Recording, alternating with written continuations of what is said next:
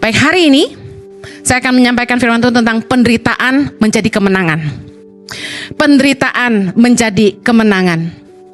Kalau di film-film superhero, kita lihat banyak kali hero-nya kalah duluan, baru kemudian dia menang, betul? Kisah Yesus sungguhlah luar biasa, bahwa bagaimana dia sepertinya kalah, dia mati. Manusia bisa menyalibkan tubuhnya, tapi ternyata mereka tidak tahu bahwa dia separuh manusia, separuh Allah. Dan Yesus bangkit pada hari ketiga. Dan karena itulah kita merayakan kemenangannya hari ini. Amen. Haleluya. Saudara, mari kita baca sama-sama dalam Filipi 3 ayat yang 10. Sama-sama yuk. Yang ku kehendaki ialah mengenal Dia dan kuasa kebangkitannya dan persekutuan dalam penderitaannya, di mana aku menjadi serupa dengan Dia dalam kematiannya, supaya aku akhirnya beroleh kebangkitan dari antara orang mati. Orang tuh maunya kemuliaan. Setiap kita maunya kemenangan, kehidupan kekal bersama Bapa di sorga. Kita ingin mendapat bagian dalam kehidupan kekal yang Yesus telah sediakan bagi kita karena kemenangannya di kayu salib. Tapi dengar baik, apakah kita mau mengambil bagian dalam persekutuan dengan kematiannya? Rasul Paulus banyak kali dalam firman Tuhan mengajar kita bahwa kita akan mengerti kebangkitan kalau kita mau hidup dalam kematian. Apa itu artinya?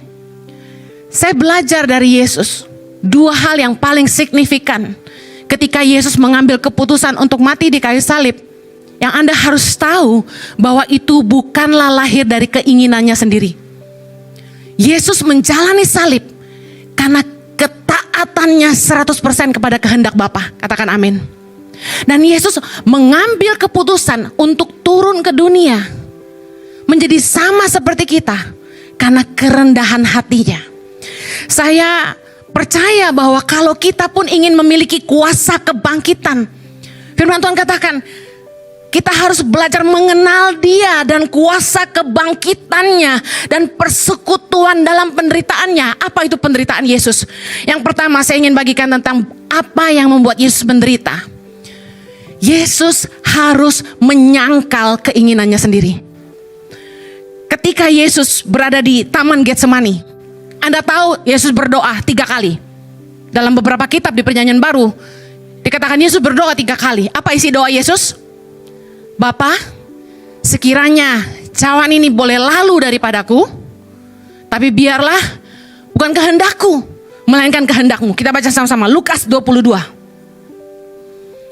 Lukas 22. Saya ingin Anda tahu pengalaman Yesus sesungguhnya. Ya Bapakku, ayat 42. Jikalau engkau mau, ambillah cawan ini daripadaku. Tetapi bukanlah kehendakku, melainkan kehendakmu lah yang terjadi. Yang saya belajar, Yesus itu mengembalikan kepada kehendak Bapa, tapi sebelumnya dia hanya menghimbau. Jikalau engkau mau, if you are willing, ambillah cawan ini daripadaku, tetapi bukan kehendakku, tapi kehendakmu. Ayat 44 ada perasaan Yesus yang sesungguhnya sebagai manusia. Ia sangat ketakutan dan makin bersungguh-sungguh berdoa. Peluhnya menjadi seperti titik-titik darah yang bertetesan ke tanah. Menurut Anda, kenapa peluh Yesus jadi seperti darah? Dia stres berat. Siapa yang gak stres mau dihukum mati? Yesus sangat takut sebagai manusia.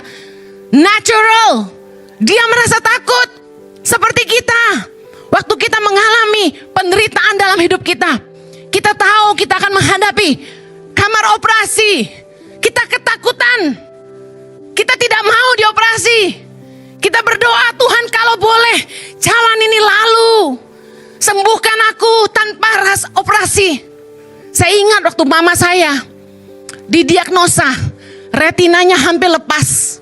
Dokter bilang gini, dalam hitungan jam ibu Anda akan menjadi buta kalau dia tidak dioperasi. Waktu mami saya bawa ke Jakarta Eye Center, mereka sangat sigap minta mama saya segera dioperasi. Saya bilang enggak, tenang dulu. Kemudian Singkat cerita, karena lebaran, karena Sintia waktu itu, Imlek, dokter banyak yang gak ada.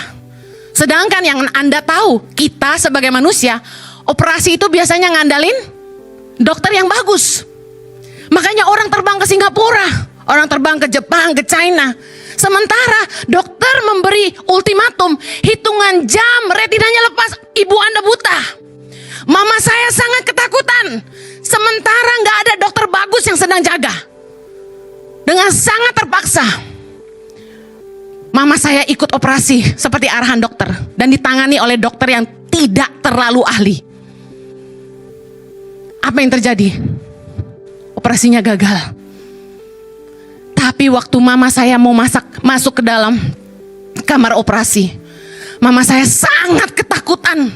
Dia gemetaran, tangannya dingin, keringat bercucuran. Saya pegang tangan mama saya ini cengeng. Saya nggak tahan, saya nangis. Harusnya saya nggak boleh nangis, harusnya saya kasih dia kekuatan. Tapi karena saya juga takut. Apalagi saya tahu dokternya nggak jelas. Saya takut. Kami berdoa, Tuhan, sekiranya boleh, jangan pakai operasi mama sembuh Tuhan. Saya berdoa, Tuhan pakai tangan dokter. Apa yang terjadi? Operasinya gagal.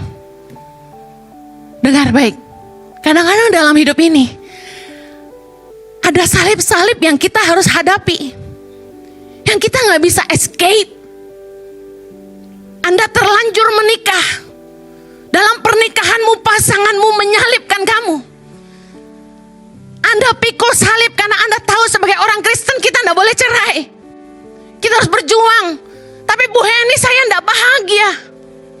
Kadang-kadang it's not about what you want. It's all about what God wants. Apa yang Tuhan mau buat kamu.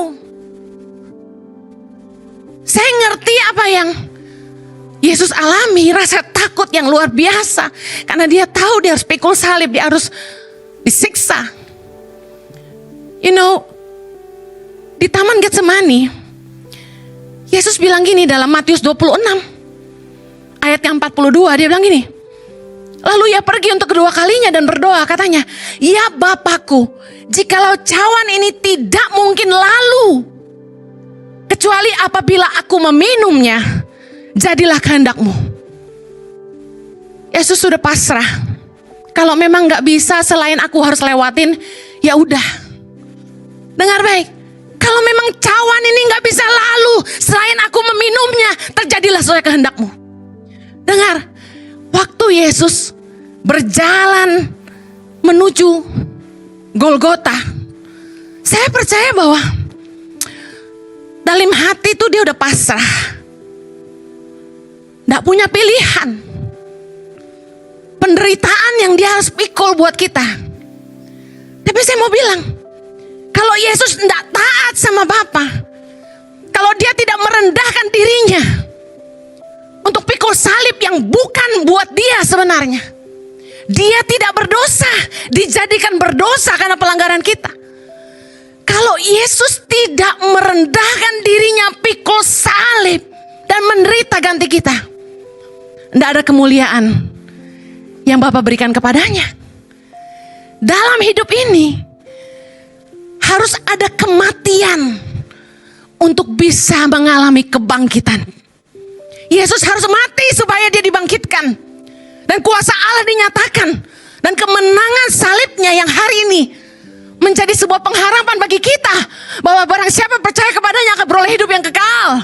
Bahwa maut tidak berkuasa atas hidup kita.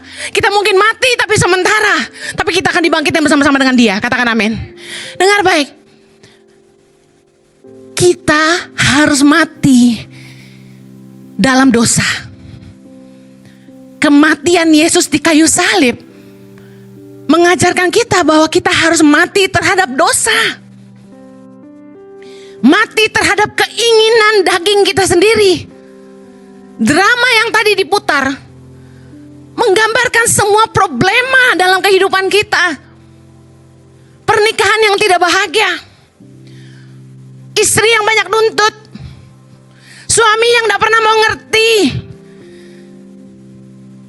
beban hidup, kerjaan, dan uang yang selalu mengalahkan. membuat orang tidak jujur. Tapi kalau kita mau mengalami kebangkitan Tuhan dalam hidup kita, kita harus mati buat dosa-dosa kita. Kita harus mau mati buat daging kita. Daging kita lemah. Kita harus belajar mati buat segala keinginan daging. Anda yang mungkin tolak dalam nama Yesus, mungkin Anda punya selingkuhan hari ini.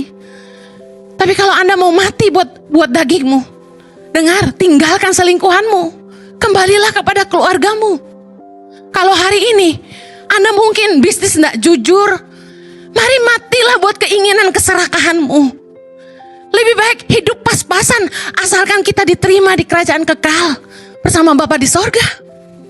Tuhan mau kita mematikan kehendak daging kita, hawa nafsu kita. Kita menang atas dosa supaya kita juga dibangkitkan bersama-sama dengan Dia. Yang mau katakan amin. Harusnya kuasa yang sama di dalam Kristus yang membangkitkan Dia ada dalam hidup kita ketika kita menerima Dia sebagai Tuhan dan Juru Selamat kita. Kepada kita orang-orang percaya dikaruniakan Roh Allah yang tinggal di dalam kita, yang memberikan kita kuasa. Roh Allah ada padaku yang mengurapi aku. Katakan gini, aku punya kuasa. Katakan sama-sama, aku punya kuasa. Anda yang mengaku bahwa Yesus adalah Tuhan dan Roh Allah ada dalam hidupmu, ketahui Anda punya kuasa. Ada film-film yang dia nggak tahu dia punya power until it came out. Kita itu punya kuasa. Kuasa dari Allah Bapa. Kuasa yang sama yang membangkitkan Yesus ada di dalam kita. Kuasa untuk apa? Bangkit dari belenggu dosa. Berkata no to sin and yes to God. Bangkit dari keterpurukan. Mungkin Anda gagal, Anda terpuruk, usahamu bangkrut, engkau dirugikan, Anda terpuruk. Tapi Anda punya kuasa untuk bangkit.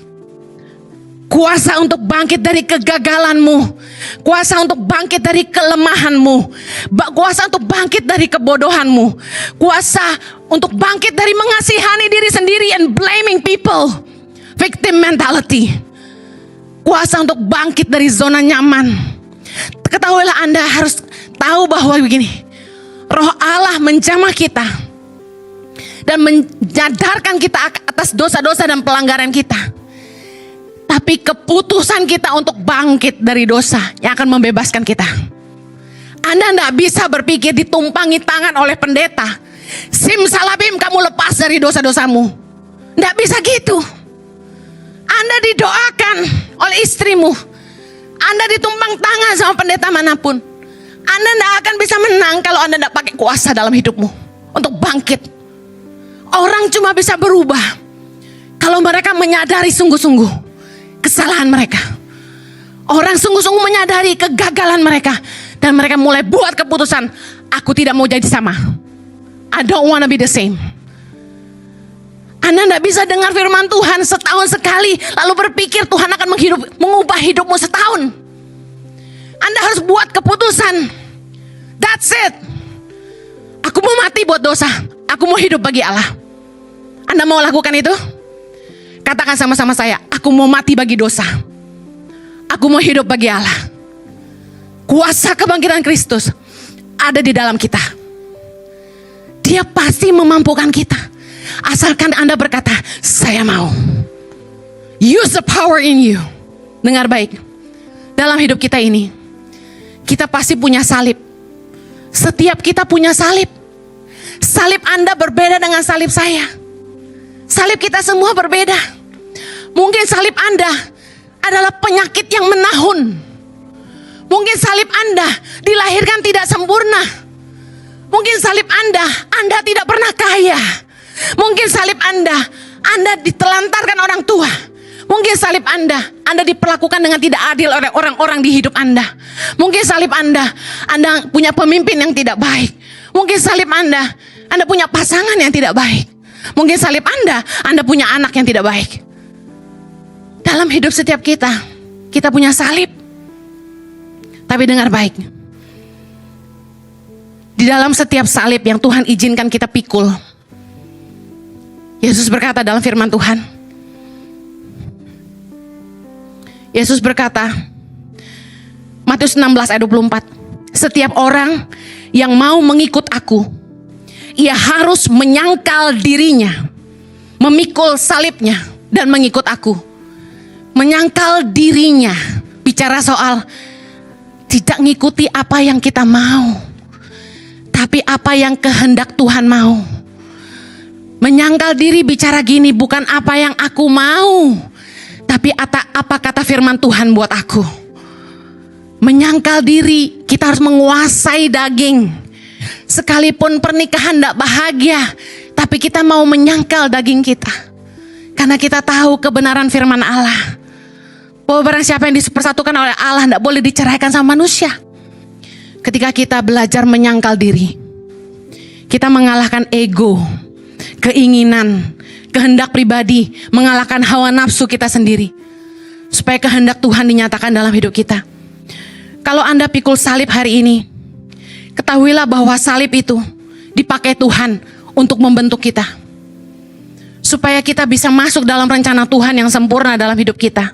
Dan saya yakini gini, kalau kita punya salib dalam hidup kita, Tuhan mau pakai itu untuk menyatakan kemuliaannya lewat hidup kita. Katakan amin. Salib dalam hidup ini bicara dua hal. Yang pertama bicara soal tanggung jawab dari Tuhan. Ada salib yang kita harus pikul, bukan yang kita mau. Ada tanggung jawab dari Tuhan. Yang kedua, salib bicara soal penderitaan atau ujian hidup. Banyak dari kita tidak bisa lepas dari itu, tapi kita tahu Tuhan mau kita melewati itu. 1 Korintus 15:43 bilang gini, ditaburkan dalam kehinaan, dibangkitkan dalam kemuliaan. Ditaburkan dalam kelemahan, dibangkitkan dalam kekuatan. Perhatikan ayat ini baik-baik. Bahwa ketika kita mati, kita terhina, Tuhan akan membangkitkan kita jadi mulia. Ketika kita disalibkan dalam kelemahan, kita punya kelemahan, dan kita mau ikut kehendak Bapa, kita akan dibangkitkan dalam kekuatan. God can turn your misery to be your victory. Tuhan sanggup dengan kuasanya mengubah penderitaanmu jadi kemenanganmu. Katakan amin.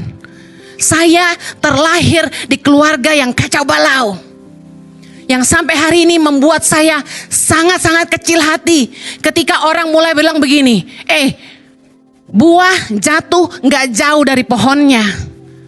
Peribahasa bukan? Kemudian orang bilang gini, kalau cari mantu harus lihat bibit, bebet, bobotnya. Dua peribahasa ini memang benar adanya, tetapi buat saya sangatlah menyakitkan. Karena saya tidak bisa pilih saya lahir di keluarga seperti apa. Saya tidak bisa pilih orang tua saya. Tapi orang menghakimi kita dengan dua peribahasa itu. Kalau papa mamanya begitu, dia juga begitu. Saya kasih tahu, ditaburkan dalam kehinaan, dibangkitkan dalam kemuliaan. Tuhan itu bisa mengubah penderitaan kita jadi kemuliaan dan kemenangan bagi kita. Amen. Waktu saya mau sekolah tidak bisa, tidak ada biaya. Saya berjuang, saya mengejar cita-cita saya sekolah, saya pakai sedaya upaya. Saya tinggal di ruang tamu, saya masak, saya jualan, saya kerja sampai malam, lelah sambil kuliah. Tapi hari ini Tuhan memakai penderitaan saya sehingga saya punya kepedulian buat anak-anak yang gak bisa sekolah. Sehingga hari ini Tuhan boleh memakai tangan pengharapan untuk menolong lebih dari 10.000 anak di Indonesia. Amen. Dengar baik. Penderitaanmu bisa dipakai Tuhan dengan kuasanya untuk menjadi kemuliaanmu. Masa lalumu yang buruk bisa Tuhan pakai untuk membuat kamu berdiri dan mempermuliakan namanya. Mungkin Anda punya masa lalu yang gagal. Mungkin Anda punya pernikahan yang gagal. Mungkin dulu Anda seorang drug addict. Dulu mungkin Anda tukang judi, tukang mabuk. Tapi kalau engkau mau bangkit dan pakai kuasa yang ada dalam hidupmu dan menyatakan kemuliaannya, Tuhan bisa pakai hidupmu. Amen. Kita ini tidak bisa mengubah di mana kita berdiri hari ini. All is done. Semua sudah terjadi. Nasi sudah jadi bubur. Pernikahan sudah gagal. Hidup sudah hancur. Kita tidak bisa mengubah di mana kita berdiri hari ini. Tapi kita bisa menentukan kemana kita mau pergi. Katakan amin. Mari pakai kuasa Tuhan dalam hidupmu untuk bangkit. Jangan terpuruk, jangan tertunduk. Kamu mungkin gagal dalam pernikahan, kamu mungkin gagal dalam hubungan, kamu mungkin hancurkan hidupmu waktu kamu muda. Tapi dengar baik, orang-orang yang pernah gagal dalam hidupnya haruslah jadi pahlawan bagi orang-orang lain yang membutuhkan mereka. Amen. Kita lihat dengan mata kepala orang-orang yang dulunya miskin, hari ini mereka nolong banyak orang miskin. Orang-orang yang mungkin mereka dulu drug addicts, mereka bikin pelayanan-pelayanan yang menolong orang-orang untuk lepas dari narkoba. Orang-orang yang pernah di penjara, mereka sekarang bikin pelayanan di penjara. Orang-orang yang pernah di abuse sexually, mereka sekarang punya pelayanan sex trafficking. Orang-orang yang pernah mengalami sakit kanker dan mereka jadi cancer survival, mereka hari ini menolong banyak anak-anak yang kena kanker dan tidak punya biaya. Saya kasih tahu, Tuhan bisa pakai kelemahan kita, penderitaan kita, masa lalu kita yang buruk untuk menyatakan kemuliaannya. Katakan amin. Aku punya kuasa untuk memberitakan kabar baik kepada orang-orang miskin. Katakan sama-sama, Roh Tuhan Allah ada padaku.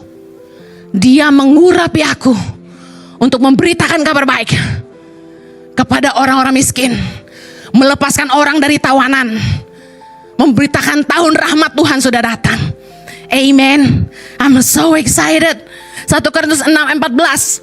Allah yang membangkitkan Tuhan akan membangkitkan kita juga oleh kuasanya. Katakan amin. Anda akan dipakai Tuhan untuk jadi pahlawan buat orang-orang di sekitarmu. Apa masa lalumu?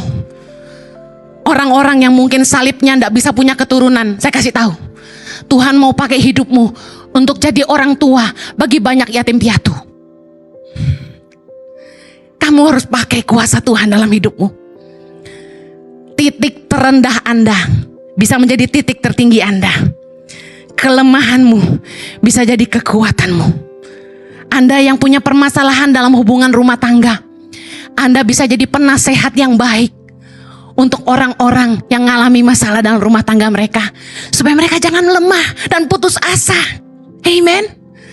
Saya percaya kalau Yesus tidak merendahkan dirinya dan taat sampai mati dan pikul salib buat kita, dia memang mati secara daging, tapi hanya 3 hari dan kuasa Tuhan membangkitkan dia. Kalau Yesus tidak bangkit, saya dan saudara tidak punya hari esok. Kita tidak punya pengharapan akan kemuliaan. Kita tidak tahu kalau kita mati nanti kita kemana. Tapi saya bersyukur karena dia mati lalu dia bangkit. Kita hari ini punya pengharapan akan hidup kekal bersama dengan dia. Yang percaya katakan amin.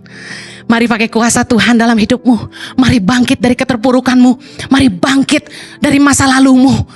Mari bangkit bersama dengan Tuhan. Jadilah pahlawan-pahlawan iman yang menyatakan kemuliaan Tuhan. Salib yang kita pikul adalah untuk membentuk kita menjadi sempurna seperti dia, dan supaya kita hidup di dalam kehendaknya yang sempurna bagi kita, menyatakan kemuliaan Allah di dalam hidup kita. Amen. Berapa banyak saudara yang mau dipakai Tuhan dalam kuasa kebangkitannya? Katakan, Tuhan pakai aku menyatakan kemuliaan-Mu. There is no glory without cross. Mari kita berdoa. Bapa di surga, kami bersyukur karena Engkau sendiri yang menyatakan pribadi-Mu kepada kami sebagai Tuhan yang penuh kasih, Tuhan yang berlimpah kasih karunia, yang memilih untuk turun ke dunia. Engkau melepaskan segala kemuliaan dan kuasa-Mu dan merendahkan diri-Mu menjadi sama seperti kami ciptaan-Mu. Dan Engkau taat sampai mati di kayu salib untuk menebus segala dosa dan pelanggaran kami. Engkau mati bukan karena dosa-Mu, Engkau mati karena dosa kami. Tuhan, kalau Tuhan gak pernah mati buat kami gak tahu bagaimana kami mau menang atas dosa-dosa kami. Kami gak tahu bagaimana kami bisa mengalahkan daging kami, Tuhan. Tuhan, kami bersyukur kami punya Allah yang penuh kasih, yang mengampuni segala dosa dan pelanggaran kami. Bapa, kami percaya bahwa kuasa kebangkitan-Mu masih bekerja di tengah-tengah kami. Bangkitkan kami Tuhan, anak-anak-Mu di tempat ini. Bangkitkan iman kami, supaya kami boleh memakai kuasa itu untuk bangkit dari keterpurukan kami, bangkit dari penderitaan kami, dan menatap masa depan yang penuh dengan pengharapan. Karena Engkau telah memberikan kepada kami kemenangan. Terima kasih Tolong umat-Mu dalam permasalahan pergumulan mereka masing-masing. Tuhan buka jalan, Tuhan berikan kemenangan. Bahkan kami berdoa mereka yang sakit Tuhan sembuhkan. Kiranya Tuhan, bila cawan itu tidak boleh lalu, biar Tuhan oleh penyakit itu Tuhan dipermuliakan. Tuhan, kami berdoa, kami yang mungkin mengalami usaha kesusahan dalam keuangan, Tuhan nyatakan kemuliaan-Mu. Kami percaya kami punya Jehovah Jireh, Allah yang menyediakan segala yang kami butuhkan. Kami percaya Engkaulah Jehovah Nisi, panji-panji kemenangan kami. Berdoa umat-Mu Tuhan hidup berkemenangan, karena Yesus Kristus Tuhan telah mati dan bangkit bagi kami. Di dalam nama Yesus kami berdoa. Amen.